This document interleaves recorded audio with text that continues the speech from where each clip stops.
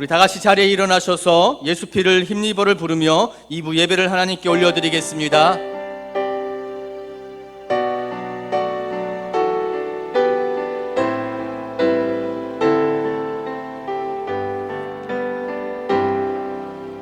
주의 보좌로 나갈 때에 어떻게 나가야 할까? 나를 구원한 주의 십자가 그것을 믿으며 가네. 주의 보좌로 나갈 때에 나 여전히 부족하나. 나를 품으신 주의 그 사랑 그것을 믿으며 가네. 자격 없는 내 힘이 아닌 오직 예수님의 보혈로 자격 없는 내 힘이 아닌 오직 예수님의 보혈로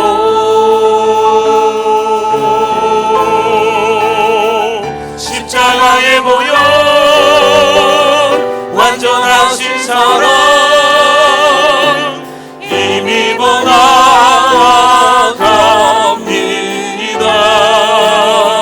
십자가의 보혈 완전하신 사랑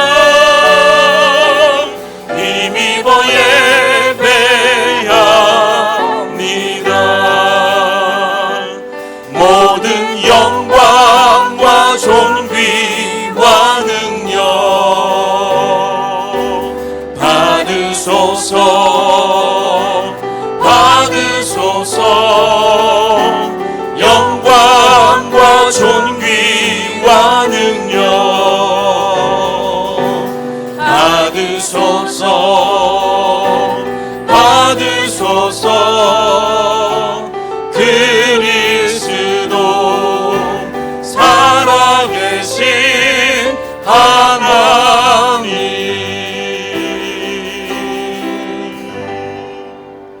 사도신경으로 우리의 신앙을 고백하겠습니다. 전능하사 천지를 만드신 하나님 아버지를 내가 믿사오며 그 외아들 우리 주 예수 그리스도를 믿사오니 이는 성령으로 잉태하사 동정녀 마리아에게 나시고 본디오 빌라도에게 고난을 받으사 십자가에 못 박혀 죽으시고 장사한 지 사흘 만에 죽은 자 가운데서 다시 살아나시며 하늘에 오르사 전능하신 하나님 우편에 앉아 계시다가 저리로서 산자와 죽은 자를 심판하러 오시리라. 성령을 믿사오며 거룩한 공회와 성도가 서로 교통하는 것과 죄를 사하여 주시는 것과 몸이 다시 사는 것과 영원히 사는 것을 믿사옵나이다. 아멘. 사랑하는 성도 여러분, 하나님은 통회하고 자복하는 자에게 은혜를 베풀어 주십니다. 하나님 앞에 정결한 심령으로 서기 위해 우리의 죄를 고백하며 주 앞에 나아가기를 원합니다. 그리고 이 예배가 영과 진리로 드려지는 예배가 되도록 예배를 통해 온전히 새로워져서 오직 하나님만 높이는 성도, 하나님만 기쁘시게 하는 사랑교회가 되도록 우리 함께 기도하도록 하겠습니다. 기도하겠습니다. 사랑의 하나님 감사합니다. 주님 앞에 우리가 엎드립니다. 예수 십자가의 은혜를 바라보며 소망을 우리에게 품어주신 하나님, 하나님 우리에게 귀한 날을 허락하여 주시고 이 자리에 나오게 하신 하나님 은혜 감사합니다. 우리가 건강 허락하여 주신 하나님 은혜, 영으로 육으로 건강하여서 주님 앞에 나와 예배 드릴 수 있는 자리에 서게 하신 하나님 너무나 감사드립니다. 예배를 통하여 주시는 은혜, 성령의 역사하신 말씀의 선포가 우리 안에 채워지게 하여 주시고 역사하시는 은혜와 사랑이 날마다 부어져서 주님만을 홀로 영광 올려드리는 믿음의 성도들 모두가 되게 하여 주시옵소서. 능력 주시고 힘 주시고 은혜 주셔서 오늘도 주님 앞에 나오는 모든 성도들이 하나님의 은혜를 보고 바라보는 은혜 가운데 나갈 수 있는 믿음의 성도들의 은혜가 있게 하여 주시옵소서. 또한 생명의 말씀을 선포하시 우리 목사님을 통하여 주신 말씀이 우리에게 채워지는 은혜로 있게 하여 주시옵소서. 자리에 앉아주시기 바랍니다. 우리를 대표하여서 강창규 장로님 기도해 주시겠습니다.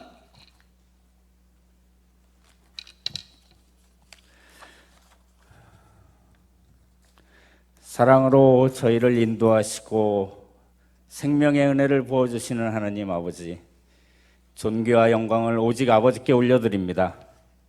언제나 성령의 능력으로 믿음 안에서 기쁨과 평강이 넘치게 하시니 감사드리며 십자가 보혈의 공로로 얻은 구원의 기쁨과 감격으로 드리는 예배가 되게 하옵소서. 저희가 살아온 한 주간을 되돌아보며 주님의 자녀로 빛과 소금의 역할을 다하지 못하고 세상의 헛된 욕망을 바라보며 분주히 살아왔음을 회개합니다. 이 시간 예배를 통하여 저희의 허물과 죄를 용서해 주시고 성령의 감동 감화로 저희의 심령을 새롭게 하시어 더욱 굳건한 복음의 믿음으로 살아가기를 결단하는 시간 되게 하옵소서. 진리의 하나님, 전쟁으로 고통받고 있는 나라와 북녘의 우리 동포를 잊지 마시고 치유와 회복의 역사를 허락하옵시며 주님의 진리를 다시 깨닫고 복음이 살아나는 복을 내려주시옵소서. 우리 대한민국이 분열과 혼란을 극복하고 하나님의 말씀으로 자유와 정의가 실현되고 전 세계 땅끝까지 복음 전하는 사명을 충분히 감당하는 복된 믿음의 강대국 되게 하옵소서. 궁일의 하나님, 믿음이 있는 저희가 하나님 나라의 비전과 소망을 바라보게 하시고 이 나라의 정치, 경제, 사회가 안정되어 치열한 경쟁이 아닌 주님의 사랑이 넘치는 믿음 공동체로 성장하고 발전하기를 원합니다. 주님의 선한 영향력을 서로 실천하는 참된 그리스도인으로 살아갈 수 있기를 간구하오니 궁일이 여기시고 성령의 인도하심으로 복의 복을 더하옵소서.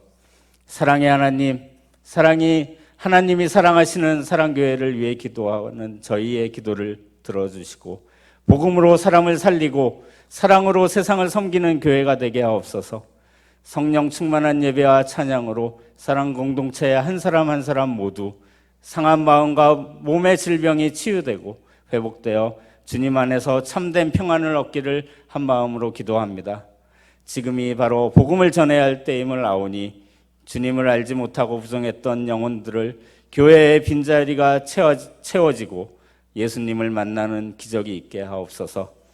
하나님의 영광과 예배를 위해 보이는 곳에서 보이지 않는 곳에서 헌신과 봉사로 섬기는 교역자와 재직들에게 영육간의 강건함과 감사가 넘치게 하시고 호선나 성가대의 찬양을 기뻐 받아주시며 성준호 목사님 말씀 전하실 때 성령의 감동 감화가 충만하게 하시어 아멘으로 화답하게 하옵소서. 저희가 신령과 진정으로 예배드리기를 원합니다. 예수님을 만나고 예수님과 동행하는 삶을 다짐하고 결단하게 하옵소서. 먼저 우리에게 오셔서 우리를 만나주신 예수님의 이름으로 기도드립니다. 아멘.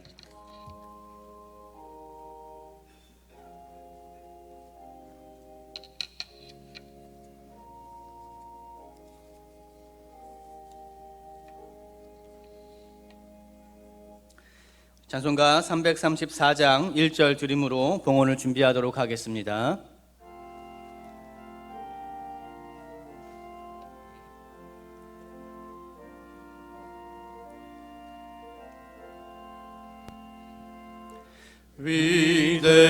위대하신 주를 나 기억하겠네.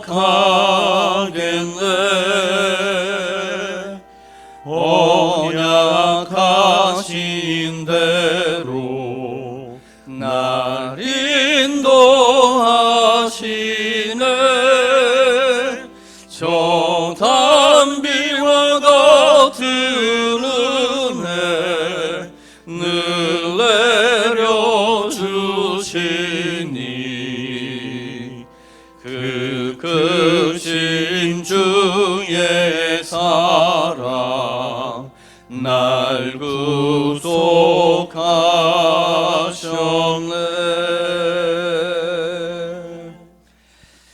참 좋으신 하나님 아버지 감사합니다. 주님이 우리에게 베풀어 주신 은혜를 생각하며 이 자리에 나올 때에 우리의 적은 물질이지만 마음과 뜻과 정성을 담아 주님께 예물을 올려드립니다.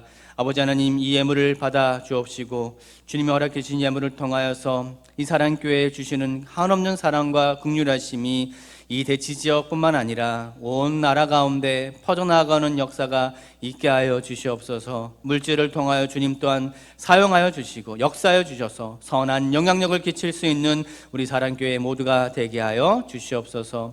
주님께서 허락해 주신 물질, 우리에게 또한 기도의 제목도 함께 올려놓습니다. 주님, 각자의 모든 소원과 기도의 제목들이 있사오니 아버지 하나님께서 들어주시고 응답하여 주셔서 하늘의 문이 열리고 응답되어지는 놀라운 역사가 있게 하여 주시옵소서. 감사드리옵고 살아계신 예수님의 이름으로 기도합니다. 아멘. 우리 2절과 3절 드림으로 봉헌하도록 하겠습니다.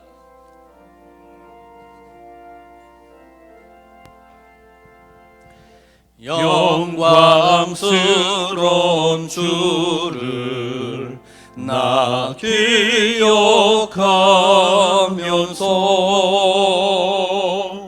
앞을 바라보며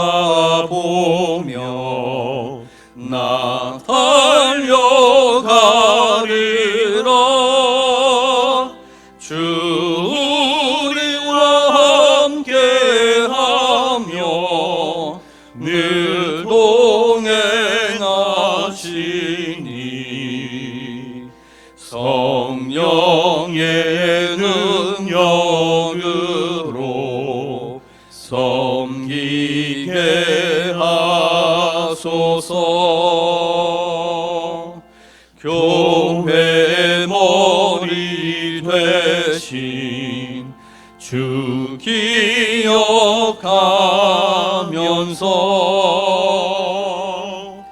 힘과 부귀 모두 나 주께 바치네.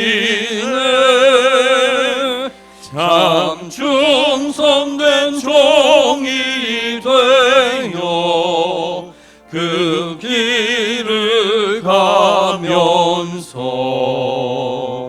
주 다시 올 때까지 교회를 섬기리.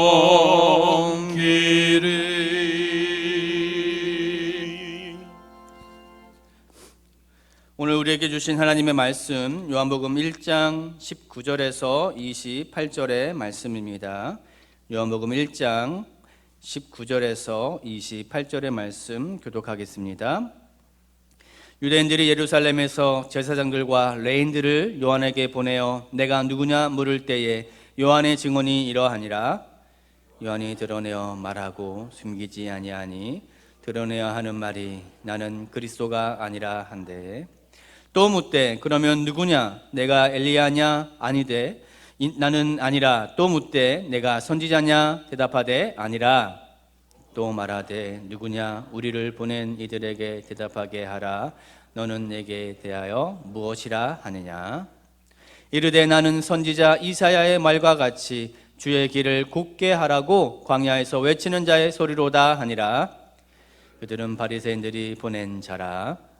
또 물어 이르되 내가 만일 그리스도도 아니요 엘리야도 아니요 그 선지자도 아닐진데 어찌하여 세례를 베푸느냐? 요한이 대답하되 나는 물로 세례를 베풀거니와 너희 가운데 너희가 알지 못하는 한 사람이 있었으니 곧 내 뒤에 오시는 그이라. 나는 그의 신발끈을 풀기도 감당하지 못하겠노라 하더라. 이 일은 요한이 세례 베풀던 곳 요단강 건너편 베다니에서 일어난 일이니라.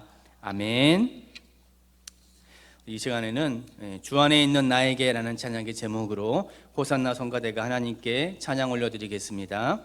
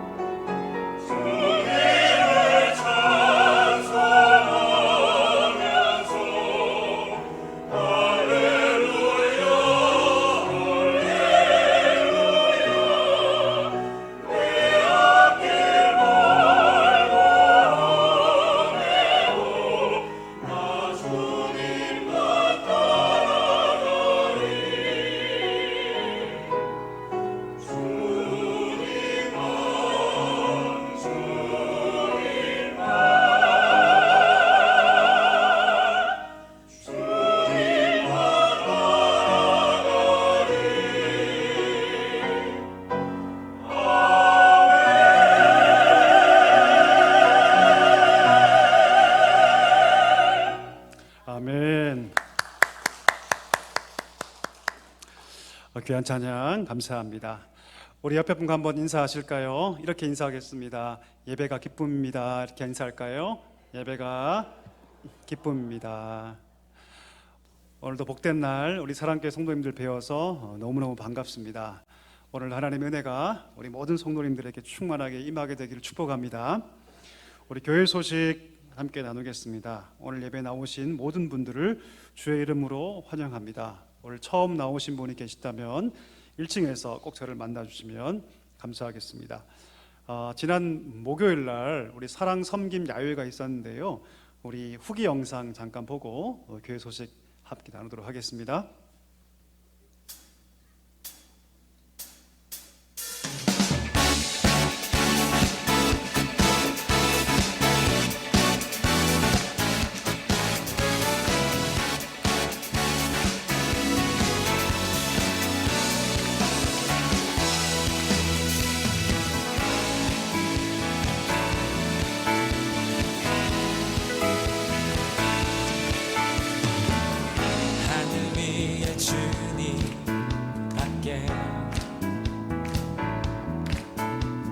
사모할 자 이 세상에 없네. 내 맘과 힘을 믿을 수 없네. 오직 한 가지 그 진리를 믿네. 주는 나의 힘이요, 주는 나의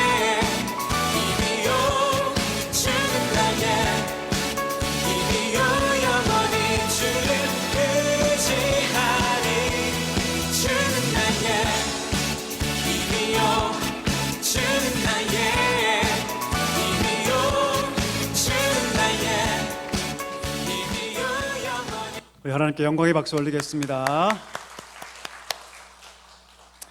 3년 만에 모였던 귀한 야유회인데 참 너무 행복했습니다. 우리 참석하신 분들 어떠셨나요? 좋으셨죠? 예, 얼굴에 그냥 웃음꽃이 가득했습니다. 참석하신 분들, 또 이를 위해서 수고하신 분들, 또 섬겨주신 많은 분들에게 감사의 말씀을 드립니다. 우리 지난주까지 2차에 걸쳐서 우리 태신자 작정 시간이 있었는데 총 43명께서 총 105명의 영혼을 작정하셨습니다. 품은 영혼들이 하나님께 돌아오기 위해서 가장 먼저 우리가 해야 할 것이 있다면 저는 기도하는 것이라고 믿습니다. 우리 작정하신 영혼들 하나님께 돌아오도록 날마다 시간을 꼭 정하셔서 하루에 한 번씩은 꼭 그들을 위해서 기도해 주시길 바랍니다. 기도의 분량이 채워지고 기도의 단이 쌓아지면 반드시 하나님께서 역사하실 줄 믿습니다. 날마다 기도하며 우리가 준비했으면 좋겠습니다. 어르신 사랑 상민 여유회가 다 끝났고요. 귀한 은혜 주신 것 참으로 감사합니다. 오늘부터 예수님을 만난 사람들 시리즈 설교가 시작됩니다. 주일 낮 예배를 통해서 말씀이 전해질 텐데요. 특별히 예수님과의 만남을 통해서 큰 변화가 있도록 먼저는 말씀을 통해서 내가 바뀌고 또 우리가 품은 영혼들이 하나님께 돌아오는 일들이 있도록 함께 우리 참여해 주시고 기도해 주시면 감사하겠습니다. 목장연합 산상기도회가 있습니다. 6월 25일 날 주일 날 이제 마지막 목장 모임이 있는데요. 우리 그 즈음에서 6월 23일 금요일 날 우리 목장연합 산상기도회가 있습니다. 우리 사랑을 함께 교제하면서 상반기 목장 모임을 통해서 받은 은혜를 나누고 교제하는 귀한 시간이 될 것입니다. 참석해 주시면 감사하겠습니다. 우리 교우 소식이 있습니다. 우리 박미숙 권사님, 우리 서울집 식당이 확장 이전하게 되었습니다. 아주 멋지게 잘 이제 이전하게 되었는데 위치는 서울 중구에 있습니다. 우리 계속 주 안에서 번창할 수 있도록 계속 기도해 주시고요. 또 가까이 가시면 꼭 들르셔서 축복해 주시면 감사하겠습니다. 잠깐 기도하고 말씀 함께 나누겠습니다. 하나님 아버지 감사합니다. 저희를 사랑하여 주시고 오늘도 거룩한 성의를 기억하며 주 앞에 예배자로 서여 주시니 참으로 감사합니다. 이 시간 오직 하나님 앞에 마음을 다하여 드린 예배가 올려지기를 소망하오니 하나님 함께하여 주시고 우리 심령을 주께서 붙잡아 주셔서 오직 주만 바라보는 귀한 시간 되게 하여 주시옵소서. 주의 말씀을 들을 때 이 말씀이 우리에게 힘이 되게 하시고 능력이 되게 하여 주셔서 이 말씀을 따라 살아가는 복된 삶 되게 하여 주옵소서. 부족한 종 세우셨사오니 하나님의 능력으로 붙잡아 주시고 온전히 주의 말씀만을 대언하도록 하나님 함께하여 주옵소서. 예수님의 이름으로 감사하며 기도하옵나이다. 아멘. 오늘 여러분과 함께 세례 요한 광야에 외치는 소리라는 제목으로 우리 말씀 함께 상고하겠습니다. 여러분, 신약과 구약 사이에는 400년 정도의 공백기가 있습니다. 400년 정도. 이것을 중간기라고 얘기하는데, 왜 중간기냐면 구약과 신약 사이에 400년이라는 중간, 그 사이에 있는 기간이기 때문입니다. 구약의 마지막 책이 뭔지 혹시 아십니까? 말라기입니다. 말라기가 마지막 선지자인데, 이 말라기로부터 오늘 본문에 등장하는 세례 요한까지 대략 400년 동안 하나님께서 침묵하세요. 어떤 사람도 보내지 않으시고 어떤 이적도 하나님께서 일으키지 않으십니다. 장장 400년 동안. 여러분, 이 400년의 기간이 이스라엘 백성에게 굉장히 힘든 그런 시대였습니다. 우리가 알듯이 그들이 70년의 포로를 마치고 돌아오지 않습니까? 그들이 꿈꿨던 것은 그 옛날 다윗과 같이 위대한 나라를 그들은 꿈꿉니다. 놀라운 부흥과 회복을 하나님께서 주시리라 그들이 믿었죠. 자, 그런데 그런 부흥이 그들에게 주어집니까? 아니죠. 일어나지 않습니다. 정치적으로 굉장히 불안했죠. 왜냐하면 이스라엘은 너무나 작고 약했기 때문입니다. 늘 열강의 틈바구니에 끼어서 그들의 생존과 종교를, 신앙을 위협받아야만 했습니다.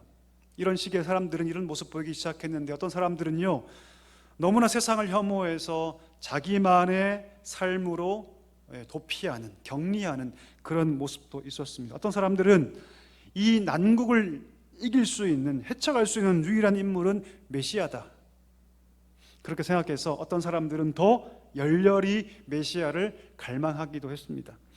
이런 상황 가운데서 하나님께서 400년의 침묵을 깨시고 한 사람을 하나님께서 보내십니다.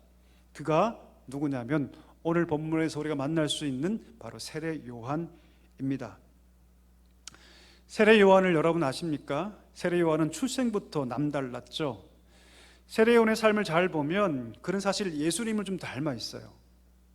우리가 알듯이 예수님의 모친 마리아가 천사장 가브리엘로부터 수태고지를 받지 않습니까? 아들을 낳을 것이니 그 이름을 예수라 하라. 그와 똑같이 이 세례 요한의 어머니 엘리사벳도 수태고지를 받습니다. 아이를 낳게 될 것이다. 굉장히 비슷하죠. 또 예수님께서 성령으로 말미암아 잉태됐던 것과 똑같이 세례 요한도 본문에 보니까, 성경을 보니까 그의 어머니 모태에서부터 이미 그 아기가 성령으로 충만했다라고 성경은 기록하고 있습니다. 굉장히 유사하죠. 세례 요한의 어린 시절을 기록한 본문이 있는데 누가복음 1장 80절입니다. 우리 한번 같이 읽어볼까요? 자막 보시면서 읽어보겠습니다. 같이 읽습니다. 아이가 자라며 심령이 강하여지며 이스라엘에게 나타나는 날까지 빈들에 있으니라. 세례 요한은 여러분 제사장 가문입니다. 제사장 가문. 그의 아버지 이름이 사가랴인데, 그 당시 제사장들은요 아주 꽤 좋은 위치에 있는 좋은 집안, 좋은 가문이었어요. 무슨 말이냐면 세례 요한이 지금 빈들, 혹 다시 말하면 광야에서 살아가지 않았더라면, 그때 세례 요한이 그 집안에서 잘 자랐다면 그도 아마 제사장이라는 꽤 좋은 자격을 그저 그냥 무상으로 물려받았을 겁니다. 그 당시 제사장들은 굉장히 좋은 위치에 있었고 권위로도 굉장히 상류층이었거든요. 자, 그런데 뭐라고 기록합니까? 이 세례 요한은 그 모든 것들을 다 마다하고 광야에서 살아갑니다. 자, 그런데 성경은 뭐라고 얘기하냐면 그 빈들 광야에서 세례 요한이 날마다 그렇게 살아가는데 그 심령이 강해졌다, 이렇게 기록하고 있습니다. 여러분, 세례 요한이 살았던 시대는 참으로 암울했죠. 로마의 지배를 받고 있었고요, 자기의 왕위 유지를 위해서 심지어 어린 아기까지 몰살시킬 정도로 악했던 헤롯, 그리고 그 뒤를 이었던 3명의 아들이 분봉왕이 되어서 유다를 통치하던 그런 시대였습니다. 종교적으로 대제사장 안나스가 있었죠. 그리고 그의 사위 가야바가 함께 대제사장직을 맡고 있었죠. 하지만 이들은 타락한 자들이었습니다. 이미 정치적으로 로마와 결탁되어 있었고, 자기의 더러운 입속을 채우기 위해서 성전에 누굴 끌어들이냐면 장사꾼들을 끌어들여요. 그래서 그 장사꾼들이 파는 것이 아니고서는 하나님께 제사할 수 없도록 모든 제도를 다 바꿔버립니다. 그리고 그 장사꾼들이 주는 그 커미션, 뒷돈을 받아서 자기 배를 채우고 있는 그런 상황이었습니다. 이런 암담한 상황 속에서 하나님께서 그 광야에 살아갔던, 그 빈들에 살아갔던 세례 요한에게 하나님께서 말씀을 허락하십니다. 가장 어두웠던 시대가 아닙니까? 그 어두웠던 시대를 하나님께서 밝히시기 위해서 그 광야에서 그 어린 세례 요한을 훈련시키시고 심령을 강하게 하시며 그를 세워주셔서 주님께서 오실 그 길을 준비하게 하셨던 것입니다. 광야에 살던 세례 요한에게 말씀이 임합니다. 말씀이 강력하게 임하죠. 하나님 말씀이 임하니까 그가 외치기 시작하죠. 그가 외쳤던 말씀이 무엇입니까? 이 말씀이었는데요, 회개하라, 천국이 가까이 왔느니라. 이 말을 들은 이스라엘 백성들은 그야말로 충격을 받습니다. 왜요?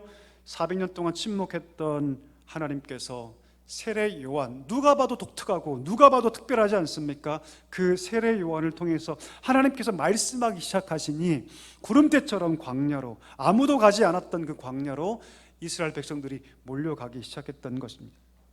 세례 요한의 일거수일투족이 정말 관심받기 충분했습니다. 그 말 한마디 한마디에 큰 반응이 일어났습니다. 그의 영향력은 대단했죠. 심지어 왕도 그를 함부로 하지 못하고, 심지어 그 당시에 있었던 유대 종교 주자들도 함부로 할 수 없는 그런 상황에 놓이게 됩니다. 여러분, 제가 서두에 잠깐 설명했지만 이 구약과 신약 사이에 이 400년간의 이 중간기가 과연 어떤 시대였는가를 잘 보면 왜 그렇게 이스라엘 백성들이 이 세례 요한에 열광할 수밖에 없었는지 우리가 알 수 있어요. 우리가 알 수 있습니다. 여러분, 그 신약과 구약 사이의 그 400년 그 중간기 시대는요, 많은 제국들이 흥망성쇠를 보여줍니다. 그 많은 제국들이 바뀔 때 대부분의 제국 가운데서 가장 힘있게 그 세력을 보였던 게 어떤 나라냐면 헬라 제국이에요. 헬라 제국. 이 헬라 제국을 세운 왕이 어떤 왕이냐면 한 번 좀 들어보셨을 거예요. 알렉산더라고. 들어보셨나요? 들어보신 분만 고개를 한번 끄덕여주시기 바랍니다. 내가 한번 들어봤다. 알렉산더 대왕 혹은 알렉산더, 발음 잘 안 되네요. 알렉산더 대제라고 얘기하죠. 헬라 문화를 중심으로 이 제국을 건설합니다. 세계를 정복하게 나아가죠. 그 20세 나이에. 그리고 빨리 죽는데요, 열병으로 33살에 죽어요. 그리고 그 사후에 그가 아들이 없어서 4명의 부하들에게 이 넓은 땅이 분할 통치됩니다. 4개의 제국으로 세워지죠. 그 4개의 제국 중에 가장 중요한 2개의 제국이 있었는데, 왕가가 있었는데, 첫 번째는 셀레우코스라는 왕가, 두 번째는 프톨레마이우스라는 왕가가 중요합니다. 갑자기 어려워지죠, 그렇죠, 여러분? 제가 오늘 이따가 주일 찬양 예배 때 이 중간기에 대해서 제가 강의를 할 겁니다. 혹시 궁금하시다면 오후 예배에 오시면 됩니다. 자, 어쨌든 간에 이 두 왕가, 셀레우코스하고 프톨레마이오스라는 이 두 왕가가 북쪽과 남쪽을 크게 차지하고 있었는데 늘 싸웠어요. 아주 강렬하게 세력 다툼을 합니다. 근데 문제는 무엇이냐면 이 두 왕가가 치열하게 싸울 때 고스란히 그 고통을 누가 감당하냐면 이스라엘이 감당해요. 왜냐하면 두 나라 사이에 끼어 있었기 때문이죠. 두 나라가 전쟁하려면 반드시 이스라엘을 통과해야 했습니다. 두 왕가의 세력 다툼이 강해지면 그 온갖 화를 누가 당했냐면 이스라엘이 당했습니다. 이 두 왕가의 가장 갈등이 첨예하게 심각할 때가 있었는데, 그때가 언제냐면 셀레우코스의 안티오코스 4세라는 왕이 있을 때, 안티오코스 4세. 여러분 혹시 안디옥이라는 도시를 들어보셨습니까? 안디옥, 성경에 나오죠. 이 안디옥이 이 안티오쿠스 왕의 이름을 따서 만든 도시입니다. 많은 도시를 세워요. 뭐 비시디아, 안디옥 등등 많은 안디옥들을 세우는데, 어쨌든 간에 이 안티오쿠스 4세가 프톨레마이오스 왕가를 공격하는데 로마가 개입해서 크게 패배합니다. 그리고 다시 회군하게 되죠. 돌아오게 되죠. 안티오쿠스 4세가 전쟁에 패하면서 큰 수모를 겪고 돌아오는데, 돌아오면서 이스라엘을 통과하면서 그 모든 화풀이를 이스라엘에게 해요. 그리고 끔찍하게 이스라엘 백성을 살육합니다. 몇 명을 죽이냐면 400만 명을 죽여요. 400만 명. 그럼 이 중간사에 관련된 책들을 읽어보면 이 안티오쿠스 4세가 그 400만 명을 죽일 때 얼마나 끔찍하고 악랄하게 잔혹하게 죽였는지를 기록하고 있습니다. 읽어보면 정말 인간이 맞을까 싶을 정도로 끔찍하게 정말 살육합니다. 도륙해요. 그럼 우리가 2차 세계대전 때 히틀러가 유대인을 몇 명 죽였다고 보통 얘기합니까? 600만 정도를 죽였다고 얘기하죠. 자, 그런데 안티오쿠스가 이스라엘 백성 죽인 시기가 기원전 175년이거든요. 그러니까 당시 인구 비례를 따지면 사실 이 안티오쿠스 4세가 더 많이 죽인 거예요. 더 많이 죽인 거죠. 이 안티오쿠스 4세가 자기를 이름 바꾸는데 어떻게 바꾸냐면 사람들로 하여금 안티오쿠스 에피파네스라고 부르라고 얘기합니다. 안티오쿠스 에피파네스. 이 에피파네스란 뜻이 무슨 뜻이냐면 신성하다는 뜻이에요. 다시 말하면 사람들에게 신성한 안티오쿠스라고 부르라고 그렇게 명령 내리는데 사람들이 이렇게 안 불러요. 어떻게 부르냐면 에피파네스라고 부르지 않고 에피마네스로 부릅니다. 한 끗 차이죠. 에피파네스, 에피마네스. 자, 그러면 에피마네스가 무슨 뜻일까요? 어떤 뜻이냐면 이런 뜻입니다. 미친놈. 미친놈. 사람들에게 나를 에피파네스로 불러라 하는데 사람들은 에피마네스로 불러요. 그 정도로 이 왕이 폭군이었고 광인이었습니다. 미친 사람이었어요. 제가 지금 무슨 말을 드리냐면 이 중간사 시대의 이스라엘 백성들의 삶이 그야말로 죽지 못해 사는 삶이었던 것이죠. 너무나 절박한 상황 속에서 이스라엘 백성은 하나님의 도움을 구합니다. 마치 그 옛날 애굽에서 430년간 종살이할 때 하나님께서 모세를 보내주셔서 이 백성을 구원해 주셨듯이 하나님께서 메시아를 보내셔서 이 끔찍한 상황을 역전시키시기를 그들이 구했던 것이죠. 자, 그런데 아무리 사모하며 기다려도 어떠한 일도 벌어지지 않았습니다. 하나님의 침묵하심이 400년간 이어졌던 것이죠. 하나님의 역사함을 기대했던 이스라엘 백성들의 마음이 지쳐가기 시작합니다. 심지어 이렇게 생각하기 시작하죠. 하나님께서 우리를 잊으셨다. 그리고 하나님 우리를 버리셨다라고 그들은 포기하기 시작합니다. 자, 그런데 그때 광야에서부터 어떤 소리가 들립니까? 회개하라. 천국이 가까이 왔다. 여러분, 천국이 가까이 왔다는 것은 무엇이냐면 왕이 임하신다는 뜻이에요. 왕이 임하지 않으면 나라가 생길 수가 없죠. 그렇죠? 천국이 가까이 왔다는 것은 무엇이냐면 왕이 임할 거란 뜻입니다. 400년 만에 갑자기 선지자가 등장한 것입니다. 400년 동안 선포되지 않았던 하나님의 말씀이 오늘 광야에서 요한이라는 사람을 통해서 다시금 선포되기 시작했던 것입니다. 그러니 당연히 세례 요한에게 모든 백성이 집중되고 그를 열광한 것은 당연한 일이었습니다. 아마도 그 말씀에 그들이 아멘으로 화답했을 거예요. 하나님께서 이제 드디어 비로소 이 고통의 현장 가운데 개입하셔서 역사를 바꾸시고 우리를 구원하실 거라고 그들은 다 기대했습니다. 온 백성들이 세례 요한의 말 한마디 한마디에 경청하기 시작합니다. 대단한 영향력을 가지기 시작했죠. 그의 말 한마디 한마디, 행동 하나, 모든 것이 그에게 집중되기 시작합니다. 어떤 사람들은 심지어 저 세례 요한이 메시아일 거라고 여기기 시작합니다. 저가 메시아일 거라고. 이런 분위기가 그 당시 팽배했습니다. 그래서 그 당시 종교 지도자들이 사람을 보내죠. 세례 요한에게. 그리고 묻습니다. 공식적으로 질문하는 거예요, 여러분. 공식적으로. 뭐라고 묻냐면 당신이 누구십니까? 라고 물어요. 당신이 하나님께서 보내주겠다 약속하셨던 바로 그 메시아가 맞습니까? 라고 묻습니다. 너무나 중요한 질문이죠, 여러분. 이 질문은요, 민족의 사활이 걸린 질문이고요. 가장 궁금한 질문입니다. 가장 중요한 질문이겠습니다. 자, 그때 세례요한이 뭐라고 답합니까? 오늘 본문 23절에 그 답이 나와 있는데요. 우리 같이 한번 읽어보겠습니다. 23절입니다. 같이 읽습니다. 이르되 나는 선지자 이사야의 말과 같이 주의 길을 곧게 하라고 광야에서 외치는 자의 소리로라 하십니다. 아멘. 오늘 이 말씀은요, 이사야 40장 3절 말씀을 그대로 인용한 것입니다. 세례 요한이 뭐라고 얘기합니까? 나는 메시아가 아니다. 자, 그러면서 자기를 소개하는데 뭐라고 소개하냐면 이렇게 소개해요. 굉장히 독특한 표현이 나오는데요. 광야에서 외치는 자의 뭐다? 소리다라고 얘기합니다. 바꿔 얘기하면 나는 뭐다? 소리다라고 얘기해요. 이 소리라는 단어에 자기의 정체성과 사명을 다 담아서 자기를 소리라고 소개합니다. 많은 사람들이 그에게 지금 몰려 있죠. 그리고 그에게 묻고 있습니다. 당신이 그 로고스 말씀입니까? 당신이 그 메시아입니까? 라고 물을 때 그가 뭐라고 대답하냐면 나는 말씀이 아니다. 나는 뭐다? 소리일 뿐이라고 얘기합니다. 여러분, 우리 한번 생각해 볼까요? 말씀과 소리의 관계를 한번 생각해 볼까요? 말씀은 뭡니까? 내용이죠. 그렇죠? 소리는 뭡니까? 전달하는 하나의 도구일 뿐이죠. 제가 지금 여러분 앞에서 지금 소리를 내고 있지 않습니까? 그런데 말씀을 전하지 않고 제가 만약에 앵행 이러면 여러분 그게 의미가 있습니까? 없습니까?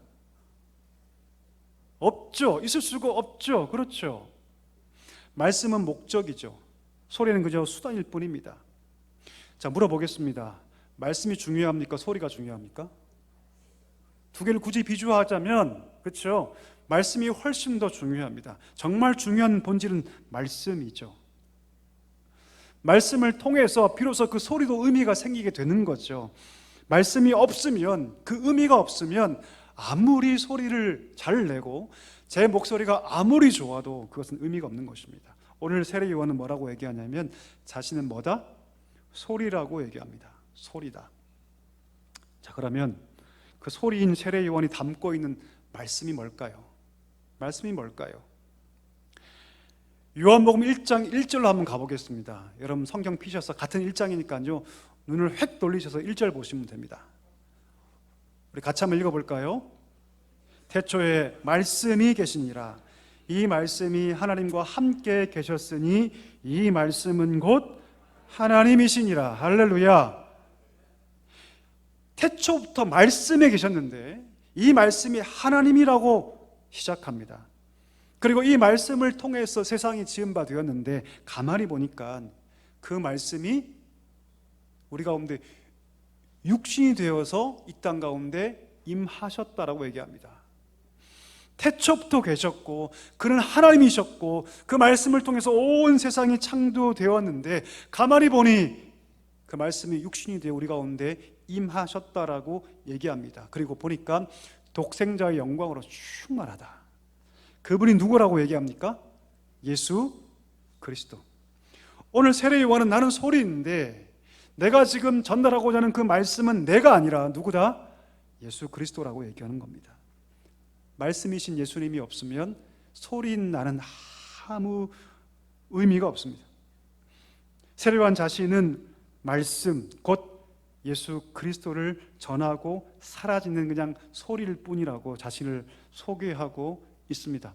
그는 이 소리란 작은 단어를 통해서 내 삶의 정체성이 무엇인지, 내 삶의 목적이 무엇인가를 분명히 얘기하고 있죠. 우리 1장 6절과 8절도 한번 같이 읽어볼까요? 같이 읽습니다. 하나님께로부터 보내심을 받은 사람이 있으니 그의 이름은 요한이라. 그가 증언하러 왔으니 곧 빛에 대하여 증언하고 모든 사람이 자기로 말미암아 믿게 하려 함이라. 그는 이 빛이 아니요 이 빛에 대하여 증언하러 온 자라. 아멘. 요한은 빛이 아닙니다. 빛은 누구십니까? 말씀이신 예수 그리스도이십니다. 요한은 예수님이 하나님의 아들이라는 것을 선포하면서 예수님께서 빛이시며 참 말씀이시며 나는 그저 그 길을 여는 사람일 뿐, 나는 광야의 소리일 뿐, 요한은 그 사실을 아주 명확하게 오늘 선포하고 있는 것이죠. 여러분 혹시 개그 콘서트를 아십니까? 요즘은 안 하죠, 그렇죠? 옛날에 제가 교회에 갔다 오면 몸이 많이 피곤하잖아요, 그렇죠? 그래서 유일한 낙 중에 하나가 무엇이냐면 이 개콘 보는 거였어요. 개콘 보는 거. 저녁에 9시쯤 했거든요. 요즘은 안 해가지고 참 아쉬워요, 사실. 그래서 제가 폐진다고 할 때 아주 마음이 아팠습니다. 예. 집에 갔다 오면 9시부터 개콘을 했거든요. 너무 재밌게 봤어요. 너무 재밌게. 여러분 개콘 보통 1시간 방영하죠, 그렇죠? 근데 사실 녹화 시간은 훨씬 더 길어요. 녹화 중간중간에 그 처진 분위기를 띄우기 위해서 소위 바람잡이들이 막 활동하거든요. 바람잡이들이. 개그맨들이 나와서 그 관중석을 막 웃겨요. 그래서 그 분위기가 다운되지 않도록 계속 업시킵니다. 이 사실 이들도 다 개그맨들이에요. 그런데 유명하지 않기 때문에 본 무대에 못 오르는 사람들이 보통 이 바람잡이를 합니다. 유명한 개그맨들이 지금 무대를 준비하는 동안 처진 분위기를 업시키기 위해서, 띄우기 위해서 그냥 하는 거죠. 이들이 아무리 사람들을 웃기고 아무리 잘해도 이들은 절대로 TV에 나올 수 없습니다. 그저 다음 프로그램이 나올 때까지 그 무대로 사람들을 집중시킬 뿐이죠. 아무도 그를 기억해 주지 않습니다. 아무도 그를 기억하지 않습니다. 오늘 세례 요한이 바로 딱 그 역할을 하고 있는 것입니다. 많은 사람들이 지금 자신을 메시아로 인식하고 있어요. 그 말 한마디 한마디가 대단한 파급력과 힘을 가지고 있습니다. 그때 그가 뭐라고 얘기한 줄 아십니까? 나는 아닙니다라고 얘기합니다. 나는 말씀이 아닙니다. 나는 메시아가 아닙니다. 심지어 뭐라고 얘기하냐면 나는 그분의 신발의 끈도 매기에도 부족한 사람입니다. 그렇게 얘기합니다. 한번 물어보고 싶습니다. 여러분, 이런 상황 속에서 자신을 그렇게 소개하는 것이 쉬운 일일까요? 쉬운 일일까요? 절대 그렇지 않습니다. 절대 그러지 않아요. 왜 그럴까요? 대부분의 사람들은요, 인정받고 싶어 하기 때문이죠. 높아지려 하기 때문이죠. 우리 한국 사람들 3명만 모이면 뭐 따집니까? 나이 따지죠. 학벌 따지죠.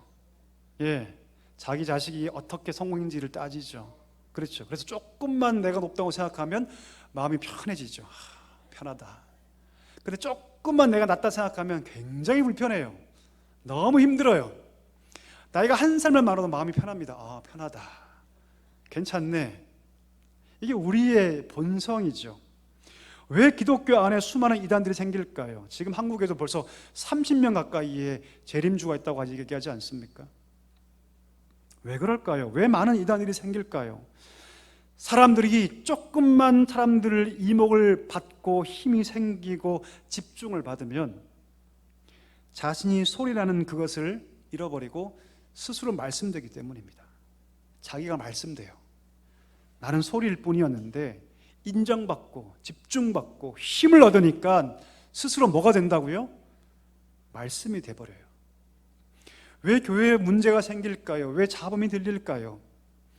자신의 역할이 소리라는 것을 다 인정하지 않고 어느 순간 스스로 말씀되기 때문입니다. 하나님 우리에게 소리의 사명을 요구하시는데 그리스도를 담아서 누군가에게 전하라고 말씀하시는데 스스로 말씀되기 때문입니다. 우리가 스스로 소리인 것을 인식하지 못하고 분명히 하나님께서 우리를 부르실 때는 소리의 사명을 살라고 부르셨는데 스스로 말씀되어 버려서 산이 문제가 생길 수밖에 없는 것 아니겠습니까? 왜 우리 삶 가운데 고통이 찾아올까요? 왜 어려움이 찾아올까요? 소리의 사명을 잃어버리고 스스로 말씀되기 때문입니다. 스스로 말씀이 된다는 것은 자기가 왕이 된다는 거예요. 왕이 계시는데 그리스도가 왕이신데 그의 말을 담아 우리가 선포해야 하는 사명이 있는데 내 자신이 왕이 되어버리니 고통이 찾아오게 되는 것이죠. 그렇게 욕심은 더 커지고 높아지고 더 가지려고 하게 되는 거 아닙니까? 어떻습니까, 여러분? 우리가 탐욕적인 사람들을 어떤 동물에 빗대어서 얘기합니까, 보통? 어떤 동물에 빗대어 얘기하죠? 탐욕적인 사람들? 돼지, 그렇죠? 정말 돼지가 탐욕적일까요, 여러분? 그렇지 않다고 합니다. 돼지는요, 본인이 먹을 수 있는 양의 80% 이상은 절대 먹지 않는다고 합니다. 양이 클 뿐, 양이 커서 우리가 볼 때는 많이 먹는 것처럼 보일 뿐 돼지는요 자기가 소화할 수 있는 양 80% 이상 먹지 않는다고 하죠. 자, 그러면 사람은요 자기가 먹을 수 있는 양의 150%를 먹는답니다. 뷔페 한번 가보세요, 여러분. 정말 이건 전쟁입니다, 전쟁. 사람은요 자기가 먹을 수 있는 양의 150%를 먹는답니다. 사람은 위장병에 걸릴 수 있어도 돼지는 절대로 위장병에 걸리지 않습니다. 절대로. 이게 우리의 모습이라는 거죠. 이목받고 집중받고 권력을 갖고 힘을 얻게 되면 소리의 사명을 다 잊어버리고 어떻게 해요? 스스로 말씀의 자리에 오르기를 탐한다는 거죠. 오늘 세례 요한은 그러지 않았습니다. 오늘 이 말씀을 통해서 우리가 돌아볼 수 있기를 원합니다. 나는 말씀의 자리를 탐하고 있는가? 나는 여전히 하나님께 주신 그 소리의 사명을 잘 감당하고 있는가? 오늘 세례 요한은 모든 이목이 다 집중되고 있고 모두가 자신을 심지어 메시아라고 보고 있는 그런 상황 속에서도 말씀은 내가 아니라 그리스도이시다. 내 뒤에 오실 분이 계신데 나는 그의 신발끈 하나도 묶기에 감당할 수 없는 자다라고 얘기합니다. 열정과 환호가 가득한데 오직 바라봐야 할 사람은 바로 예수님이시다라고 그는 고백하고 있는 것이죠.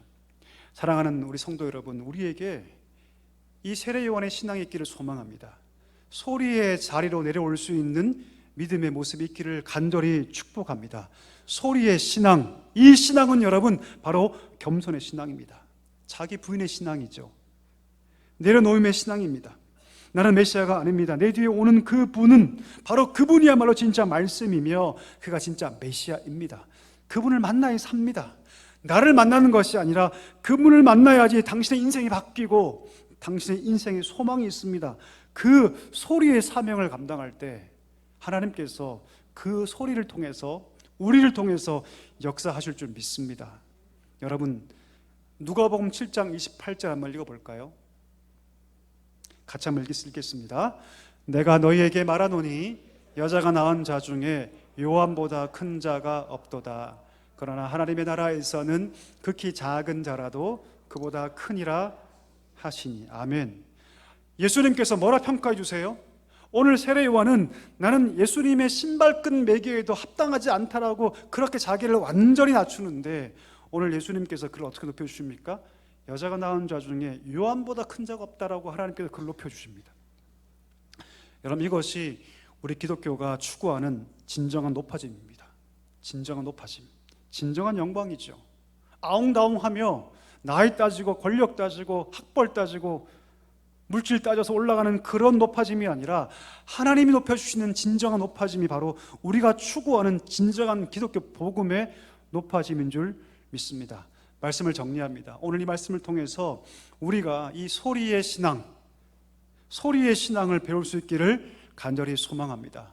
우리가 스스로 말씀드리려고 하지 않고 우리 삶의 자리마다 우리가 소리의 사명 감당할 때 어떤 일이 벌어질까요? 어떤 역사가 일어날까요? 오늘 이 세례 요한을 통해서 많은 자들이 하나님께 나아왔듯이 아마도 우리 가정 가운데, 우리 일터 가운데, 우리 직장 가운데 많은 영혼들이 소리의 사명을 감당하는 우리를 통해서 참 말씀이신 로고스이신 그 예수 그리스도를 만나게 될 줄 믿습니다. 우리 삶에 그리스도가 풍성하게 드러나게 될 줄 믿습니다. 이 은혜가 우리 모두에게 있기를 간절히 소망합니다. 이 시간에 우리 함께 다 일어나셔서 우리 결단의 찬양 부를 텐데요. 나 무엇과도 주님을 바꾸지 않으리. 우리 이 찬양으로 결단하며 함께 우리 찬양하겠습니다.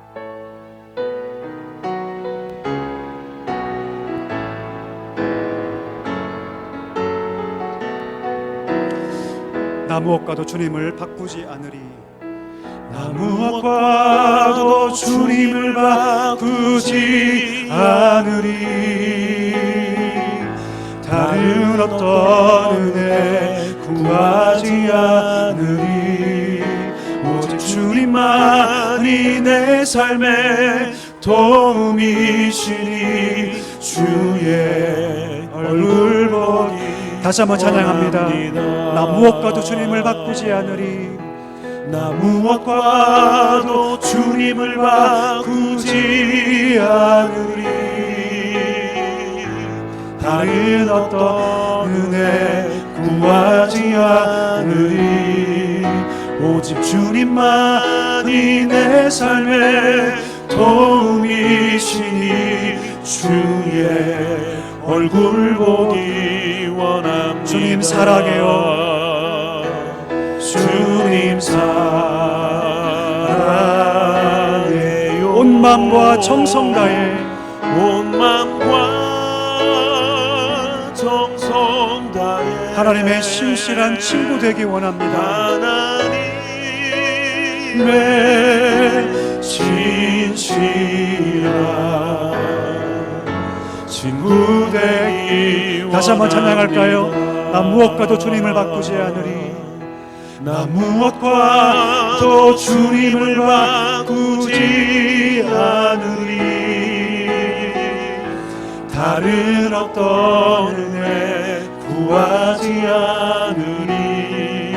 오직 주님만이 내 삶의 도움이시니 주의 얼굴 보기 원합니다. 주님 사랑해요. 주님 사랑해요.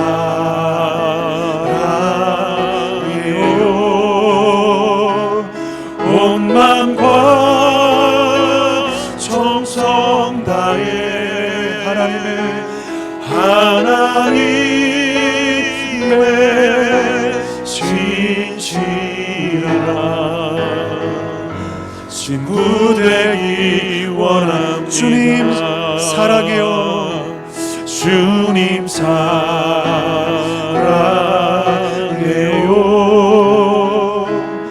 온 마음과 정성 다해 하나님의 신실한 친구 되기 원합니다. 친구 되기 원합니다. 친구 되기 원합니다. 친구 되기 원합니다.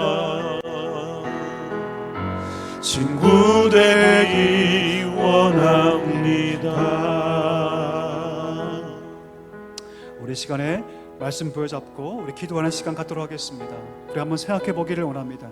나는 지금 소리의 사명을 잘 감당하고 있는지, 아니면 스스로 말씀되어서 교만한 삶을 살고 있는 것은 아닌지 돌아보기를 원합니다. 오늘 세례요한은 모든 사람의 이목을 집중받으며 모든 권력과 모든 힘이 집중받을 때 나는 말씀이 아니라고 얘기합니다. 나는 광야에서 외치는 소리일 뿐, 진정한 말씀은 그리스도이시라고 그는 고백하며 나아갔습니다.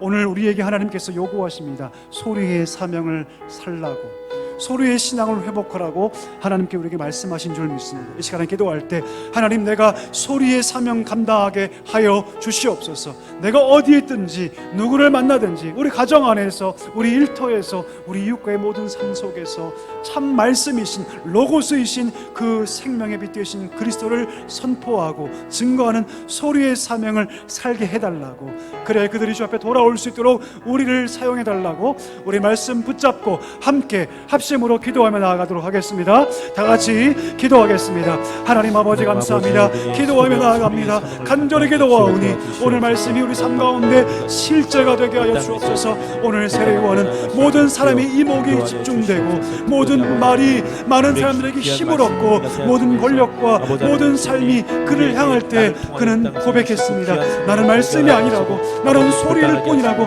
그는 고백했습니다. 하나님 아버지, 우리 이런 삶을 살기를 소망합니다. 소리의 신앙이 우리 가운데 있게 하여 주시옵소서. 소리의 믿음이 우리 가운데 있게 하여 주옵소서. 하나님, 그리하여서 우리 삶을 통해서 많은 자들이 참 말씀이신 주님을 만날 수 있도록 하나님 아버지 우리를 사용하여 주시옵소서. 우리를 사용하여 주옵소서. 우리 가정 안에 우리가 소리의 사명을 감당하기를 소망합니다. 우리 일터 안에 우리의 모든 이웃과의 삶 가운데 우리가 소리의 사명을 감당할 수 있도록 주의 은혜를 더하여 주시옵소서. 그리하여 우리를 통해서 하나님 함께 많은 영혼들이 돌아올 수 있도록 주의 은혜를 더하여 주옵소서. 우리는 스스로 말씀의 삶을 살고 있지 않습니까? 우리는 스스로 왕되어 살고 있지 않습니까? 하나님 아버지, 겸손하게 살게 하여 주옵소서. 낮아지게 하여 주옵소서. 하나님, 우리 삶을 높이는 그 진정한 높임이 우리 가운데 있을 수 있도록 하나님 아버지 역사.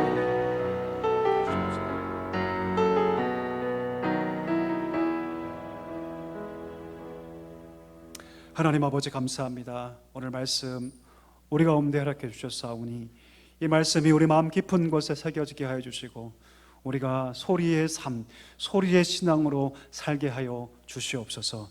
참 말씀이신 주님을 우리가 만나는 누구든 선포하고 증거할 때 그들이 주 앞에 돌아오는 놀라운 역사 있게 하여 주시옵소서.